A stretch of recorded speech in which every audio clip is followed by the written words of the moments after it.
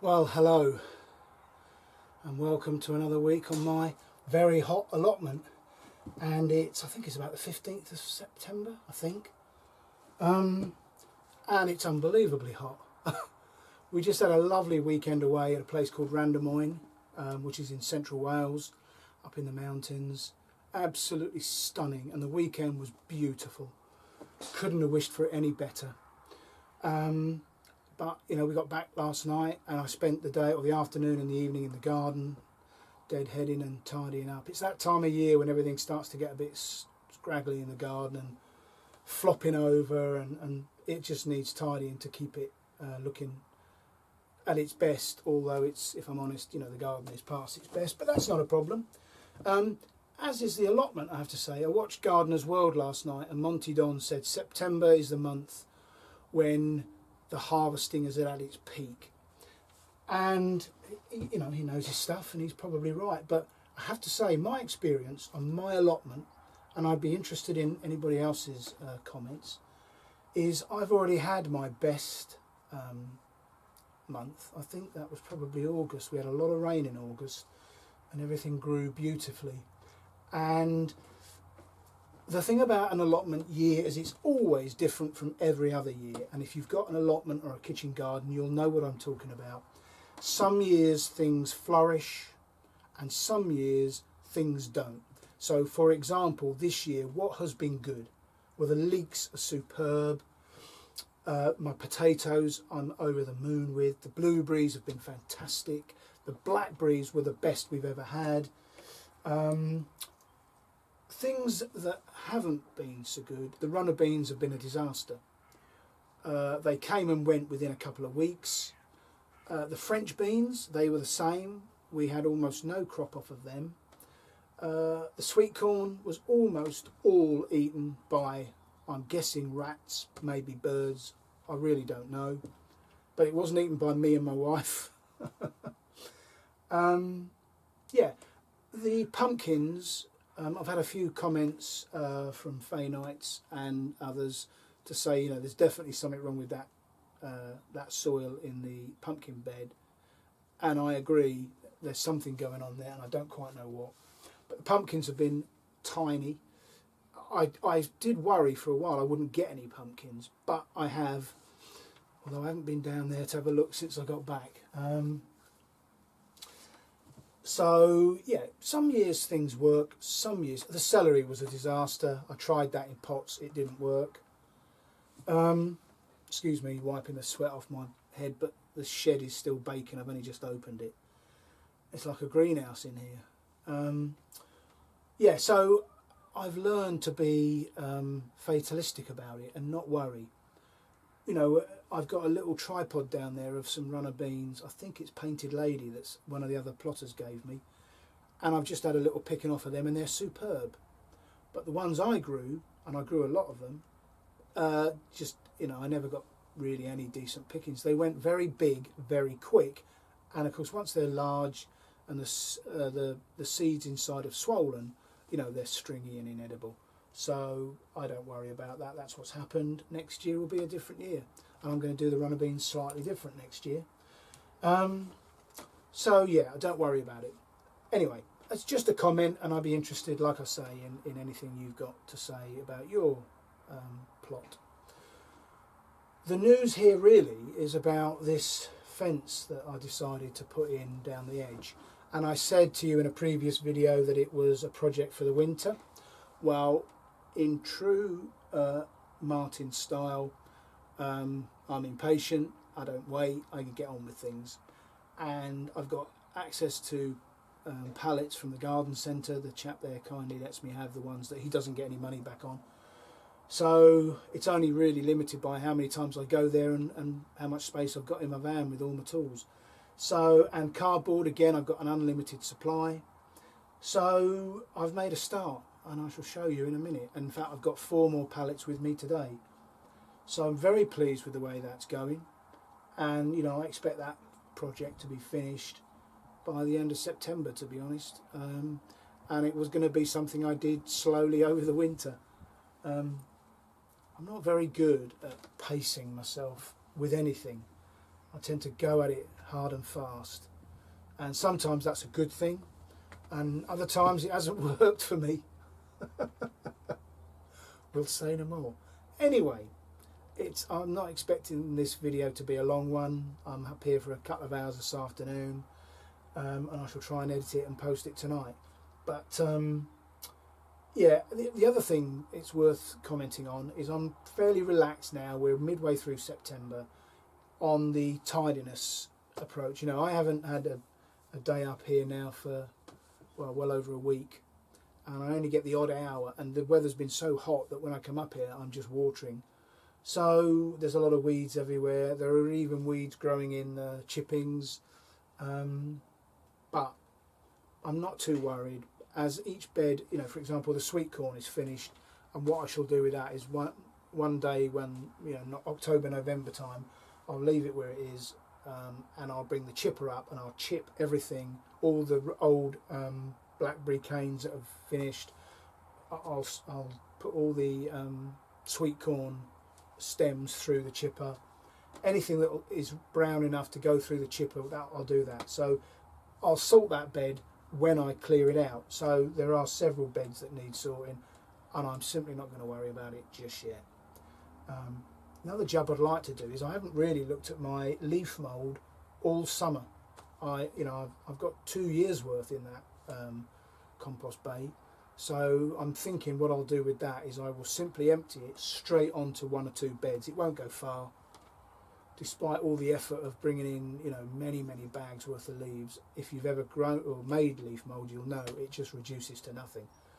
Albeit it's beautiful, good stuff, and it produces a free root run in the soil. It's incredibly healthy for the soil, and I'm just going to top dress and let the worms and the little critters do their business. So that's a job I've got to do. Anyway, whatever I get done this afternoon, I will take a video of it and share it with you. So welcome along. Thank you to all those who've subscribed. If you haven't, please do so and hit the thumbs up, and I'd appreciate it. Well, I've mentioned before in previous videos about how untidy this part of my allotment was, and you can see I've been busy. So I've been lining it with cardboard. The ditch is fully cardboarded out, and then pallets are forming a fence, and I'll stain that at some point. And then these old roof tiles just tidy up and cover the ditch. I've got 4 more pallets to add today.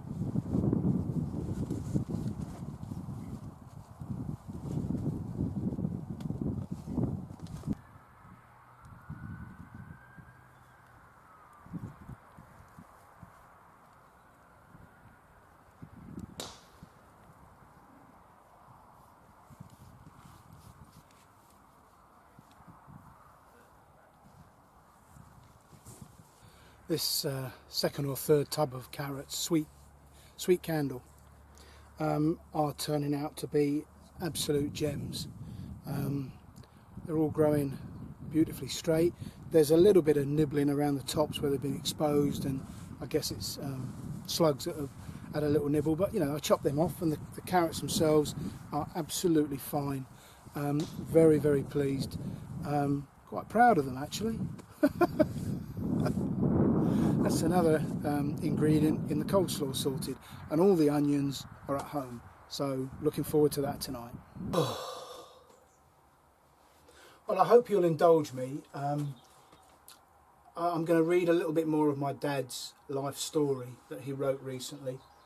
I just find it fascinating to think of children today and what they can and can't do with what they call the helicopter parents who hover over them and don't let them out of their sight, and the experience of my dad's childhood, a significant part of it being during the Second World War in Kent in southeast England. So I'd just like to read a little bit more, and I hope you enjoy it as much as I did.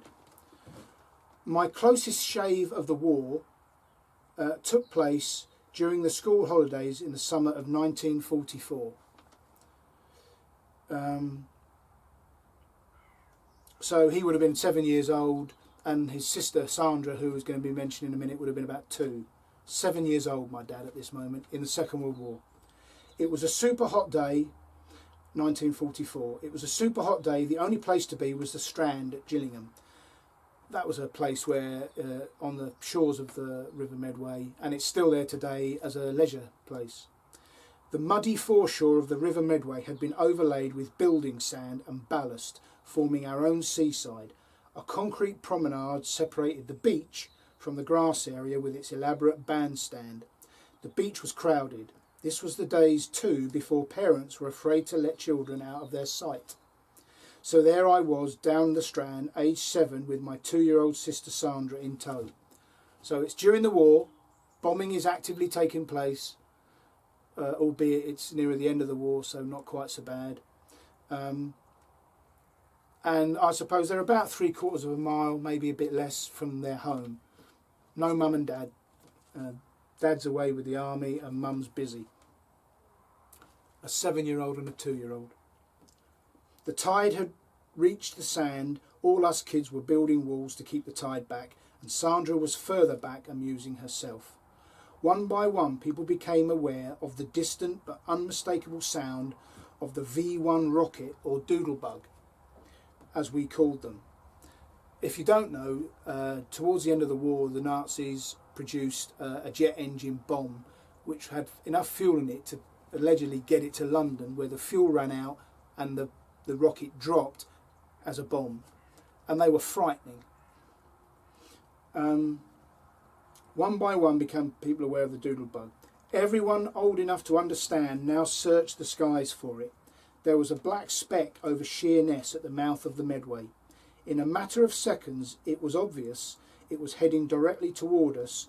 Real attention now, then sudden silence. Out of fuel, it would be coming down fast, and everyone realised in the same instant we were the bullseye. There is nothing like a doodlebug to clear a beach in an instant. As we raced across the grass away from the river, the black monster passed just a few feet overhead. We were now running towards it, but in that same instant we all dived to the ground. Right next to the Strand was Gillingham Gasworks. The doodlebug had crashed into the offices, missing the nearest gasometer, a big gas storage cylinder, by about 50 feet. What an explosion! Then a short silence, and then the screams and shouts and pandemonium. Then, too, the penny dropped. Sandra. As a knee-jerk reaction, I raced back to the beach in dread. There she was, still trying to climb up the 3-foot face of the concrete prom. She had been in the safest place all that time, but that didn't alter that I had panicked and only thought of me. And I spoke to my dad about a week ago about this incident, and he says he's still ashamed of the fact that he ran away leaving his sister. But I think he's being hard on himself. He was a 7-year-old boy, and there's a V1 doodlebug dropping on him. Who would not run? But I think that story is fascinating on so many levels. But significantly for me is you look at him with his 2-year-old sister out playing on a beach with no supervision, and look at children today. I've met a 10-year-old boy who wasn't allowed to cross the road on his own. And here you've got a 7-year-old boy out with his sister facing significant bombing. I think that's a fascinating social story and a comment. I'm not saying that that was the right way to be with children, and certainly today's isn't right, but maybe somewhere in the middle would be good. But outside of junior school life, I was much influenced by my dad, albeit I saw very little of him as he worked 6 days a week and was rarely home before 7 or 8. Listening to Dad's tales of helping his mum put food on the table and clothes on their backs spurred me to emulate him. In any case, you could forget about pocket money. You want money? Go out and earn it was the order of the day. The first steady money I earned came from fetching coke from the gasworks for folk on a Saturday morning. That's to burn in their fires. My best pal at the time was Jeff Mason from number 2. He was of the same disposition as me, so we made a good team. Together we constructed a robust wheelbarrow, the sort that had a box at the back and front wheels that were bolted to a main plank and thus steerable. Pram wheels were like gold dust, and we never switched off from scanning all about all the time for these precious items. Anyway, a 2-man team was essential because Layfield Road and the gasworks was one long steep hill. Coke was sold in £56 lots. We could just manage 3 bags a time, and our delivery charge 6 old pence, or 2.5 pence in today's money, a bag. The bane of the operation was the queuing. You queued to pay and got a chitty, then you queued at the coke heap with your own bags. On a good day we could fit in 3 trips. Saturday afternoons in the winter, Jeff and I were always making things. Our best achievement was building a bike for Jeff from odds and ends. Mostly it was things like bows and arrows and catapults. In summertime we couldn't wait to get down the sea wall on the river. High or low tide made no difference, except whether we went home wet or muddy. Anyway, I hope you find that mildly interesting. And you think that's in my dad's lifetime. What a difference to today's children. And, you know, you'll have your own opinion. I know which one I'd rather have grown up as. And it's fair to say that my dad did pay me pocket money, but I had to work 2 hours on a Saturday morning for it. So although I wasn't going out doing what he did, because, you know, each generation is different, and the roads were getting busier by then, albeit I was always out on my bike. Always. Went everywhere on my bike. The thought of mum and dad dropping me off somewhere never occurred. Well, they wouldn't have done it anyway. But yeah, so he carried on that work ethos to his own children, and I had to do a couple of hours work on a Saturday morning. Couldn't do anything else until that was done. Then I got my pocket money and could spend it on what I liked. And interestingly, my dad mentioned to me recently that, you know, that work ethos, getting his own money, when he passed the 11 plus, which if you're living abroad, you don't know, the 11 plus is the exam taken when you're 11 years old, going from the infant school, the junior school, into the big school, to decide whether you, back then, they don't do it so much now, but you were streamed. The cleverer children who passed the 11 plus went to a better quality school, the grammar school in those days, and the people who failed it went into another, what they call a comprehensive. So my dad passed, and he was going to go to the better quality school and get a better quality education, but he had to have a uniform for that, and his mum was distraught because they just didn't have the money. So he used his savings as an 11-year-old, the money he had earned, to buy his own school uniform. That says so much about where we were then to where we are now. Quite something. And quite interesting.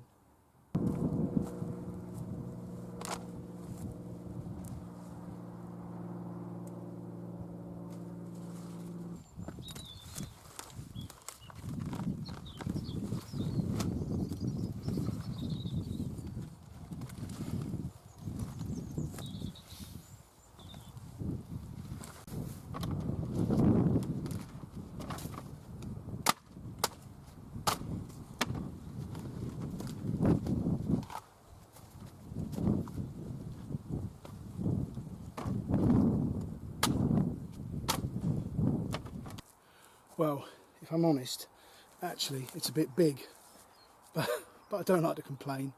It's a lovely white cabbage, and that will be making coleslaw for the next couple of weeks for us. Very happy with that. Completely unblemished once you take away the outer layers. Fantastic. Well, let's have a quick gander at the plot, and despite the stunted growth, you can see how small some of those pumpkins are. there's nothing in the contract about size, and they're all going the right colour.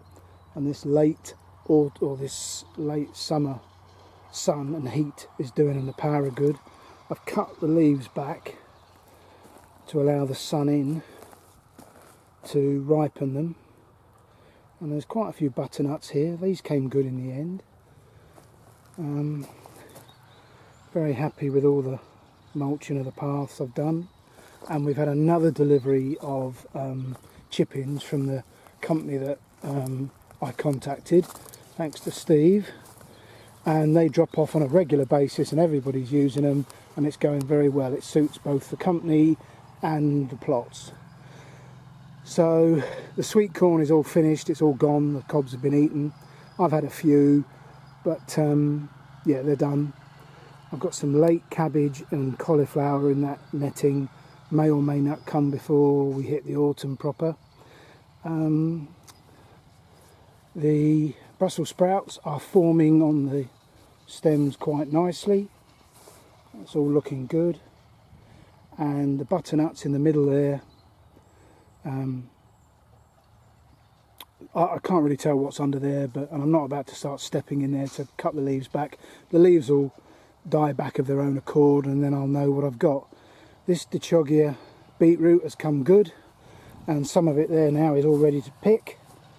And over the far side is my initial bed of leeks. There are now signs of rust on them, but then I've had rust on them every year, and it doesn't stop them being a good harvest, so I'm not going to worry too much about that. I've got my main crop Sarpomira potato tubs still there. Next time I come up for a day, I shall empty all those and see what I've got and store them. The second sowing of leeks there, they're still sort of adolescents, but again there's rust on those. And then the third and last sowing of leeks are up the top there, and so far they're not too bad, but inevitably they will get rust. The runner beans and the French beans on those frames have all gone over. Not too worried about that, so be it. But there's lots of carrots, courgettes I'm still picking, making sure I search each plant thoroughly and pick them nice and young. And then there's lots of spring onions in that raised bed, and spinach. Still haven't got much more done on the pond, but you know, so be it. And as you look across at the netting between me and the golf driving range, you get an idea of how far I've got with that pallet fence, and it will blend in nicely once I've stained it green. Yeah, very happy with it. Well, it's early evening. I think I've probably done 4 hours up here. Thoroughly whacked, time to go home. So, I do appreciate that I'm not posting regularly. Many people are able to post at the same time every week, so you know when their video's coming, and that's great. But a lot of those people are retired or don't work for a living, so I make no apologies. I post when I can, and you know, several of my commentators have said to me before, don't worry about it, you just post when you can, and we'll watch them when you post them. So thank you very much for that, and that's the way it'll have to be. So yeah, job done today. Bit more of that fencing done, bit of watering and a little bit of harvesting. So thank you for joining me. I shall be back next week, quite when I don't know. We're busy this weekend, got my parents coming up, so I shall post when I can. Thank you for watching. Thank you to you if you've subscribed, and whatever you're doing, look after yourselves, and I shall see you next week. Bye for now.